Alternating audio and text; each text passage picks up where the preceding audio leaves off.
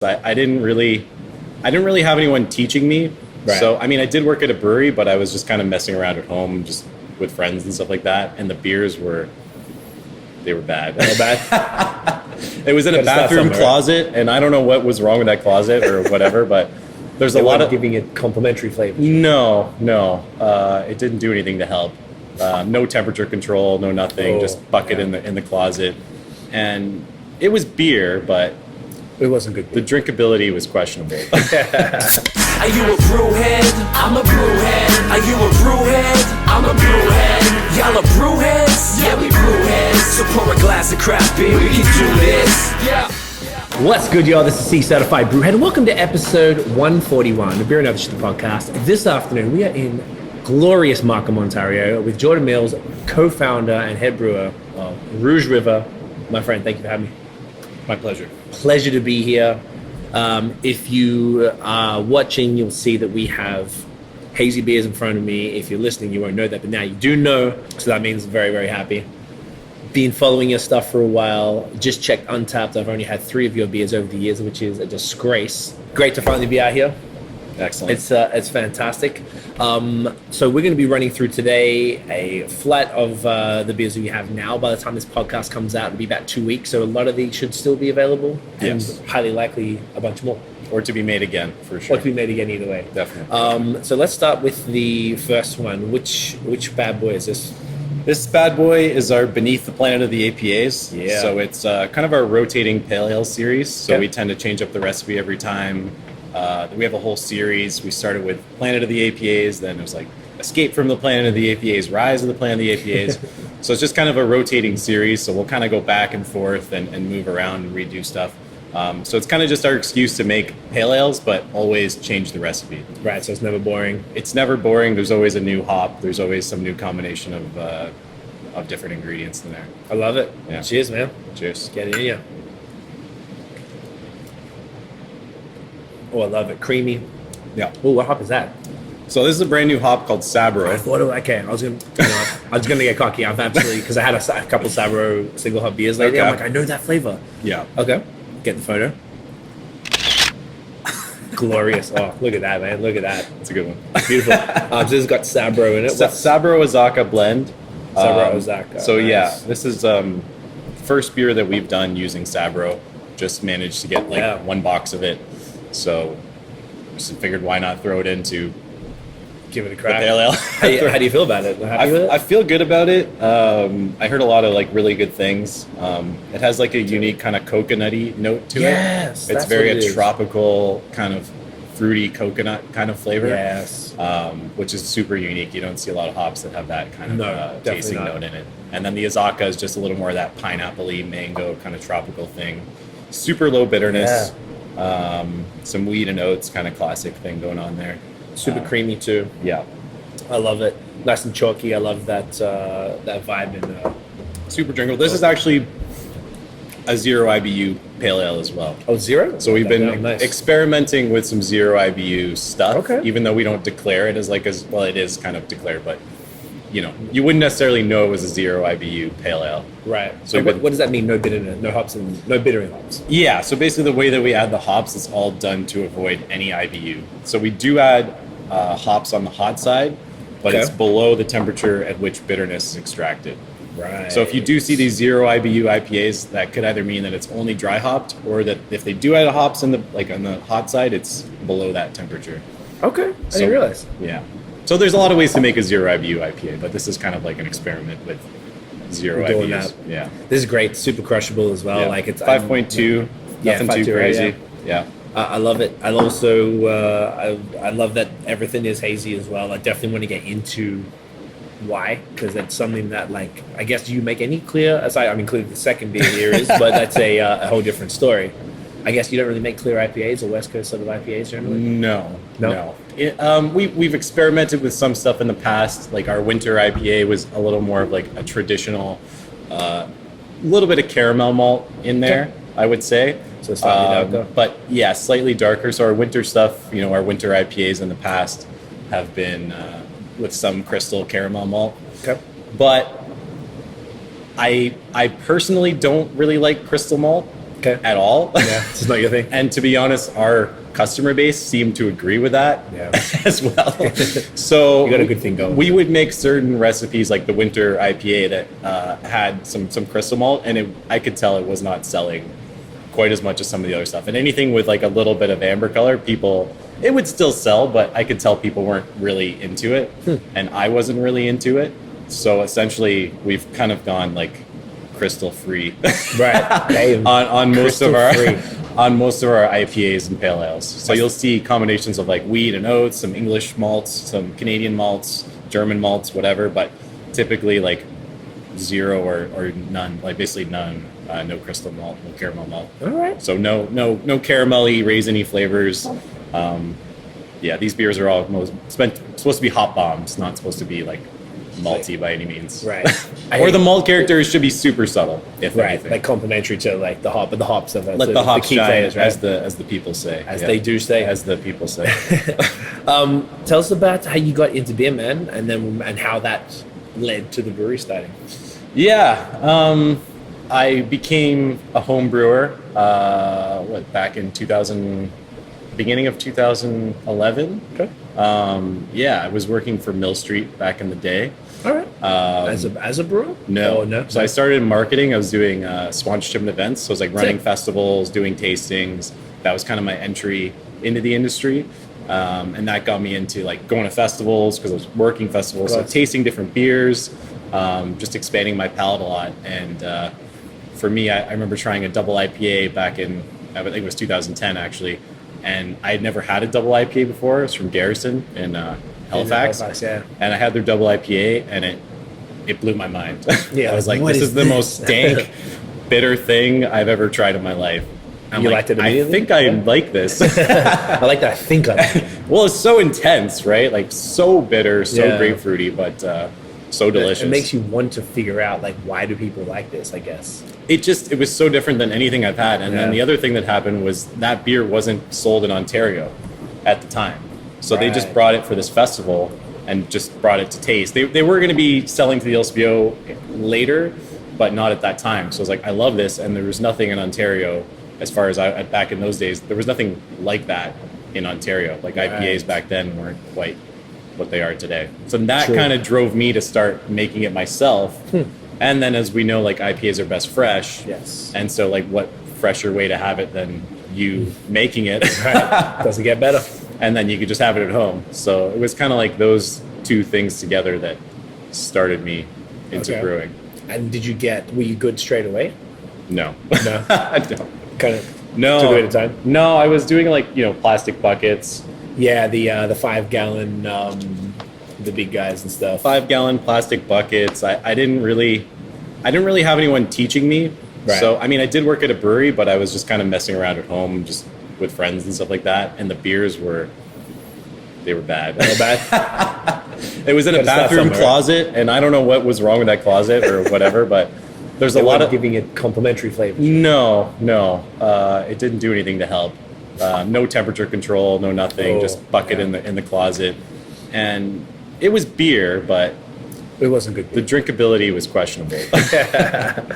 How did it take a while to get? It good took at years. It just took like just trying it, and then you learn, right? And there was like a few books that I was reading. There was a few people to I was brew and talking to. stuff. How to Yeah. brew, John Palmer. There's a lot of like a few things on YouTube back then. Just watching people brew. I was like, okay, I'm picking up Right. this, picking up that. Yeah, it just took a long time of just keeping at it. And I started with a few friends, but I was in the industry, so I was more serious about it. They weren't in in brewing related stuff, so I was already kind of a little more involved, and just stuck with it, and then eventually started to get a bit better. Okay. And how did that lead to actually, wanting to take it professional and opening a facility? Yeah, so it kind of just started with just brewing, improving recipes, improving technique.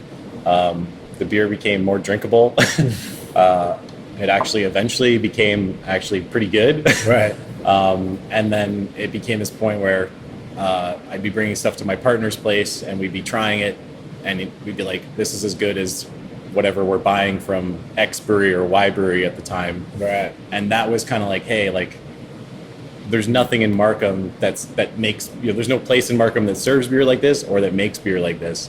So why don't we become that place? Right. So that kind of thought, it was like, okay, that's cool, but if we're going to do this, I want to get some professional experience. Okay. So that's kind of led to my move to the brewing side of Mill Street. Nice. So I transferred to the brewing department there and kind of got my commercial experience because, I kind of compared to like, yeah, you can cook for your family of like 3 or 4, but then trying to cook for like 150 people or whatever, right? Yeah, yeah. It's a bit of a different game. Yes. So some of the ideas are similar, but you're working on a very different kind of scale. Totally. So there's definitely a lot of stuff to learn just working on a much massive scale. And it was kind of interesting because coming into this place, we're like on a 10 barrel system, 12 heck, whatever. And I had never worked on a system this size. I've only worked on a homebrew scale, like 5, 10, 15 gallon, or like 60 heck, 120 heck system. Jeez. So I'd never worked on one of these more manual kind of. So in-betweeny kind of brew pubby kind of system. So Right. there's a bit of I wouldn't say adjustment. too much of a learning curve because you can kind of put together things from the tiny scale and the gigantic scale and they kind of meet. So you somewhere went in the straight middle. from homebrew to like essentially macro level scale. Yeah. That's crazy. Yeah, they had a 60 heck brew house in the old brewery, and then before I left, they had a 120 heck brew house. Definitely. Which is pretty substantial. That's pretty crazy.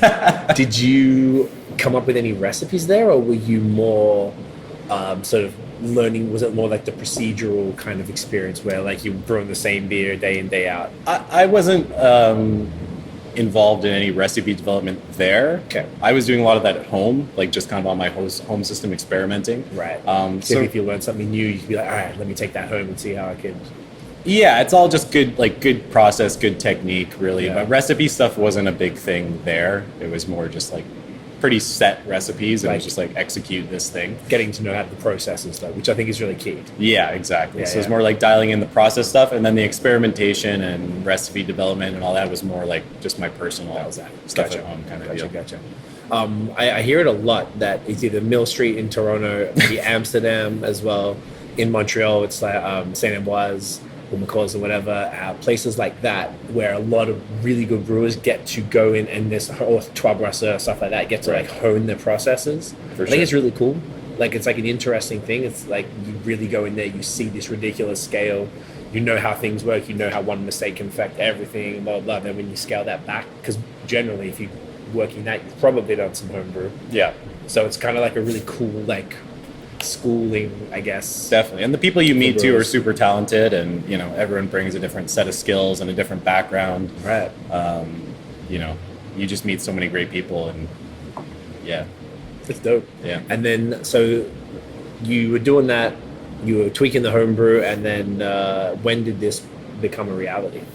We kind of got the building back in, I guess it would have been early 2016, and started Okay. doing renovations. So it needed like a huge overhaul. We were hunting for a space for a while. So it just had to be completely renovated, everything torn down. Right. This used to be an old brewer own. So they made beer and wine. Yeah. Okay. So it's like kind of fitted for it to a degree? A little bit. So there's certain things that were existing, like they had a steam boiler, which really helped.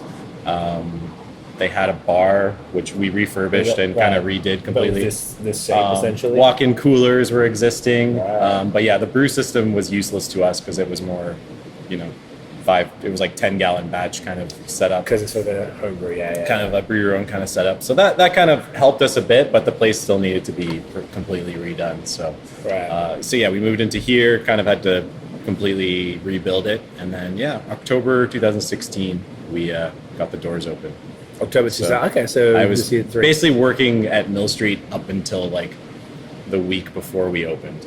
Right, maximizing. Oh, that must have been hectic then, because you probably were like working and then coming after work and then working on here. Before work or after work or before and after work for about like 9 months. Jesus. So it was a little bit. That was a lot, A little bit crazy. So yeah, once we opened here, then I was fully in this place. In it. Okay.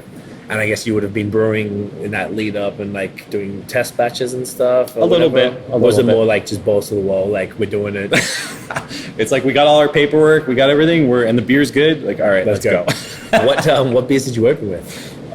We first two beers were Autumn IPA and Autumn Pale Ale. Okay. So we kind of started with this concept of doing like seasonal pale ales and IPAs. Okay. We still follow that concept a little bit, but we've kind of started to mess around with it a bit more. Because I really like the idea of having a recipe that evoked the sense of the season. Okay. So whether like the flavors that you were doing or the color of the beer. So we're talking like earlier, like the winter IPA was a little bit darker. Like, you know, in winter you might want some of those like sweeter, richer flavors. Spring stuff, you know, tends to be more like floral, like all the trees are blooming, the flowers are blooming, you know, and there are hops that will give you that impression, right? Of course. So we're kind of like would target some of those flavor profiles. So we started with this autumn series, and then we started immediately getting into sours. Sick. I think we did like an apricot sour, like a kettle sour was like our fourth beer we ever did. All right. No messing around. They probably weren't as popular back then. No. You know, people still come in and they've never had a sour. Really? Like every day. That's crazy. It's like, have you ever had a sour? And people are like, no. Like, do you know what a sour is? And they're like, no. I'm like, all right, sit down. Like, all right, let me tell you. Let me tell you about it. Were you, when you guys opened then, or at what point, because if you're talking October 2016, I think I had my first New England IPA, which was Juicin' from Sawdust, around that time. Mm-hmm. And I know maybe a year or two before then is when it was sort of started as a trend, if my understanding. So at the time, if I'm not mistaken, that was the only one that I knew of in Ontario that was, there might have been a couple of others, but literally like two others. Yeah. So did you, how long did it take for you to get or decide to do, like, why did you decide to do Haze, and how long into opening did you drop your first one? I guess the thing is, like, we've had degrees of haze. Right. So it was like all of our stuff has always been unfiltered. Okay. Typically it's unfined. So there's like almost no processing whatsoever. So all of our stuff has kind of always been, you know, has had some degree, and especially typically like high rates of dry hopping. So high dry hopping rates will typically give you haze no matter if there's wheat or not. Right. So we've always had some haze, but definitely the yeast has been like a bit of an evolution. We started a little more conventional with just your standard like Cal Ale, San Diego Ale kind of yeast, and then we started experimenting with some of the fruitier, kind of hazier, like New Englandy style yeast. And to me, like, I'd been aware of like Heady Topper and stuff since it kind of blew up, which was like, you know, quite a bit before then. When it was like the top rated beer in the world or whatever. Was that around that early time, 2010-ish? I forget. No, I mean, that was maybe later. more 2015. I forget. But I remember it was a big deal when I think, not to be too beer like nerdy rating. This is a big podcast. I think be as nerdy as you like, bro. Like, I think, and don't quote me on this, but like Heady Topper overtook like Pliny as like the top rated beer in the world. Seems familiar. At some point, whatever. Yeah. And that was like, oh shit, like things are changing. I guess that's a good indicator. Yeah. You're right. And even then, it's still like from one IPA, it's still not, but it's still on this flavor profile. And so I had been aware of like Heady Topper, and, you know, I got a chance to try it, you know, maybe 2016 or 2015 or whatever. And I was like, okay, you know, this is interesting. This is very different than, you know, some of the West Coast beers that had inspired us originally, you know, from trips to California and all that kind of stuff. So I was like, okay, this is interesting. And I was very aware of the Heady Topper and kind of some of the ideas that, like the style of that, right, the hazy IPA, which was, it's still not fully like well explained or understood, as I'm sure you've seen. Like, there's a million ways to make a hazy IPA. There is, yes. And there's, you know, everyone's got a particular way to do it, and there's no right or wrong, but there's definitely better and worse. Facts. Everyone kind of has their little thing going. Some work, some not so much. Exactly. But there's no manual out there like here's how to do it.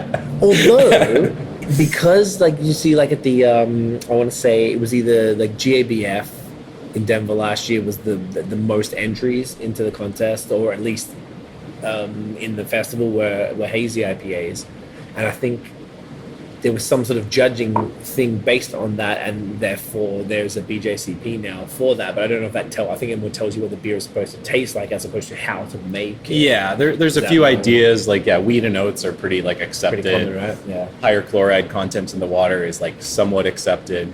Lower bitterness is like kind of accepted. There's like a definition, but it doesn't tell you. Just doing all those things doesn't make the beer good. Facts. Very, very true. Is there anything else we need to? I'm just conscious of the time. It's probably a good time to wrap her up. Is there anything? Where can people find you online, dude? Online, Instagram, Facebook, Twitter. Website gets updated regularly. What is the Instagram, Facebook, and Twitter? Do you know? It's just Rouge River Brewery. Right. Nice. That's it, straight up. Nice and easy. Nothing too fancy. And all the beers, when they're new, they come online. There's always it's always our online store is always updated. So as we like post a new release, it'll be on the online shop, available to order. If you go to our website, there's always a list of like what's on tap and what's available to go. Sick. So if you're ever curious, just click on the top on tap kind of list, and then it'll show you. And it's kept accurate. very up to date. Good. Yeah. Which isn't always the way it rolls. So that's good. No. So if you're in Ontario, order. And if you're not in Ontario, get a mate in Ontario and order to them, and then get them to send it to you. And it's worth it. God damn it. 100%. Love it, bro. Genuine pleasure, man. Really great to finally get down here. Thank you, man. And drink some haze with you. Guys, thank you so much for watching and listening. If you enjoyed the episode, mate, boom, smash the thumbs up, hit subscribe below, hit the notification bell so you know when the new episodes drop. Follow us on social media at BAOS Podcast, and check out the long form audio so you can hear very attractive gentlemen like Uncle Jordan right here talk about craft beer. That is it, y'all. We'll see you in the next episode. Get in here.